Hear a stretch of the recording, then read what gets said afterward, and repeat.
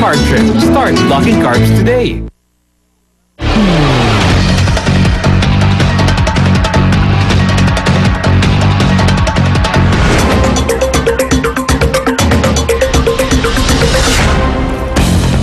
Nagbabalik ang unang balita, isang tanod sa Bantay, Ilocos Sur ang patay matapos maagat ng aso may rabies. Ginagabat ang kanyang kapatid at 40 iba pa na posibleng na-expose sa rabies. Narito ang report ni GMA News Trigger, Dennis Alipio. Siksikan ngayon sa Gabriela Silang General Hospital dito sa Vigan, Ilocos Sur. May 50 katao ang humihinging magpaturok ng anti-rabies vaccine. Naalarma sila nang mamatay si Barangay Tanod Roberto de Peralta ng Barangay San Julian matapos makagat ng aso nitong bago magpasko. Bago mamatay, nahawaan pa ang kapatid nitong si Marites na kasalukuyang nakakonfine sa ospital dahil sa malubhan nitong kalagayan. Hindi naman alam yung babaeng na kapatid na may rabies siya. Kaya naahawaan siya ng rabies. Kaya ayun, hanggang ngayon naka-ospital pa siya. Bukod sa kapatid na si Marites, napag-alaman din ng Rural Health Office na na-expose ang 40 residente ng Barangay San Julian ng rabies mula kay Roberto. Bago raw namatay, nagipag-inuman pa si Roberto sa mga kaibigan at kamag-anak. Ang laway daw nitong may rabies ay maaring mailipat sa ibang tao. Dumating na yung additional na tig-20 na vaccine. So ngayon, ongoing ngayon yung vaccination nung additional pa na exposed na patients. May mga residente rin daw na nakalmot ni Roberto noong kumalat ang rabies sa kanyang utak. Ang mga ito rin daw ay dapat na isilalim din sa bakuna. I will be going there to conduct a lecture para hindi sila magpanik kasi ang feeling nila pag yung nandun lang sila sa same room, kailangan na nilang mag-vaccine.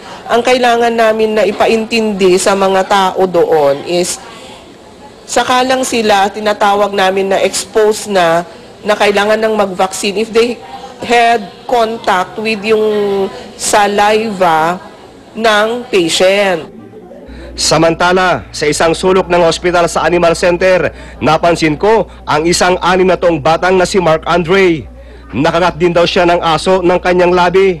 Naglalaro lang daw yung sama yung aso tapos kinagat na yung bibig niya. Payo ng mga doktor sa mga residente dito sa Ilocos Sur, huwag magpagamot sa albularyo tulad ng ginawa ni Roberto. Dapat talaga kailangan they have to seek consultation sa nearest sa RHU nila. Tapos pag kailangan ng vaccinations, kailangan pumunta na sila sa light center. Never na ina-advise yung tandok. Agad namang ipinag-utos ang lokal na pamahalaan ang sapilitang paghuhuli ng asong pag-alagala sa lugar para hindi makahawa sa mga taong makagat nito. Mula sa lalawigan ng Ilocos Sur, Dennis Alipio, GMA News.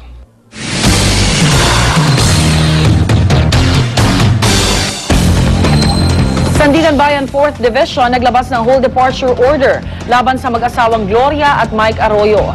Kaugnay nito ng kasong katiwalian na nag-ugat sa NBN-ZTE deal controversy. Narito ang report ni Mariz Umali. Naka-hospital arrest man, inisyuhan pa rin si dating Pangulong Gloria Arroyo ng whole departure order ng Sandigan Bayan 4th Division matapos sampahan ng 3 kaso ng katiwalian ng ombudsman kaugnay na umano'y maanumalyang transaksyon sa NBN-ZTE deal. Dawit din sa isa sa mga kaso si dating First Gentleman Mike Arroyo, kaya naman saklaw din siya ng HDO. Bahagi na ng standard procedure o standard practice ng Sandigan Bayan na oras na may kasong isang laban sa isang akusado ay motu proprio itong mag-i-issue ng whole departure order laban sa mga akusadong ito at mananatili ang whole departure order hanggat pending pa ang kaso. The basic purpose of that is for the court to be able to maintain its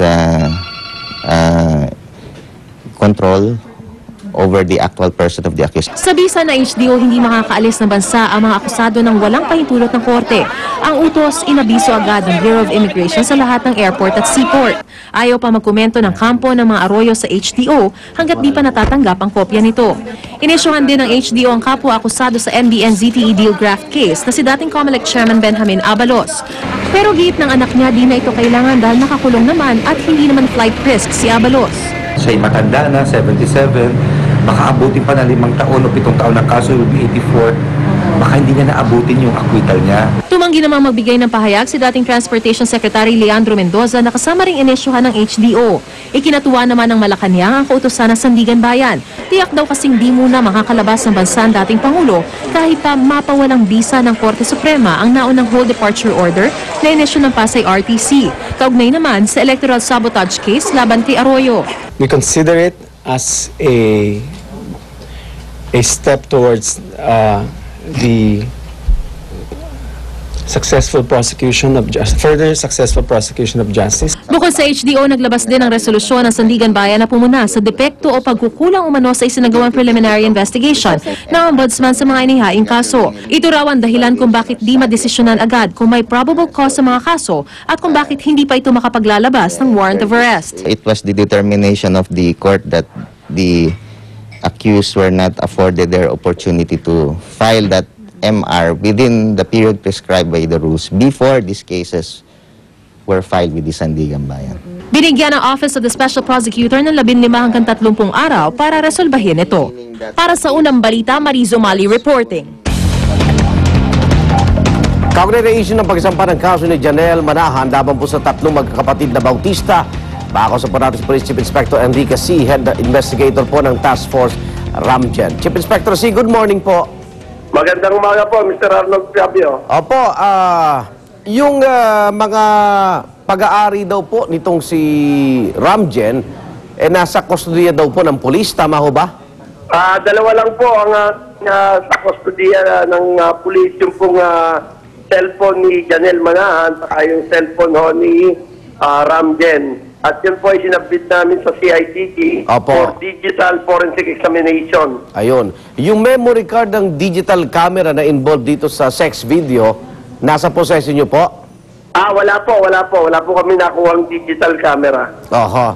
So may mga naiwan pa rin mga ari-arian itong si Ramjen sa kanyang pamilya?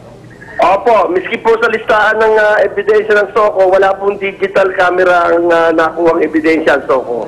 Okay, so imposibleng galing po sa Parañaque Police yung pag-upload po nung controversial na video na yon, Inspector C. Totoo po yan. Hindi po, wala po sa amin at hindi namin gagawin yan.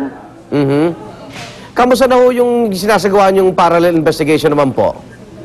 Nagko-conduct din po kami at pinakita namin ng bahagya sa internet na nakapost at ginamit digital camera. Wala po kaming digital camera na nakuha sa crime scene.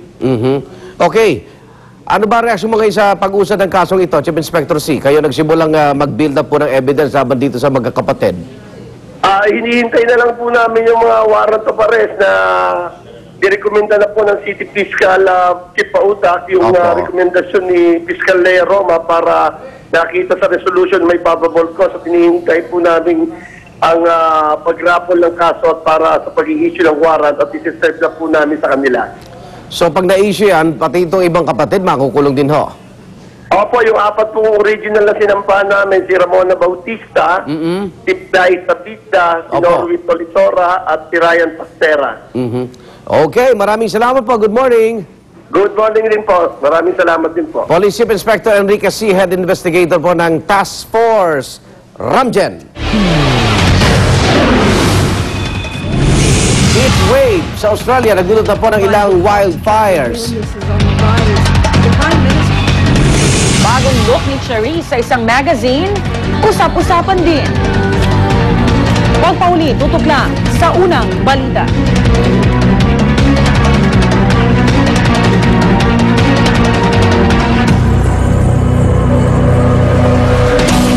Ngayong Year of the Dragon, hahataw na ang pinakabago at pinakamainit na mga programa. Takam sa mga ihahain mula sa Sina Master January 2. Lalanin ang kapangyarihan ng tunay na tagapagmana sa Legacy January 16.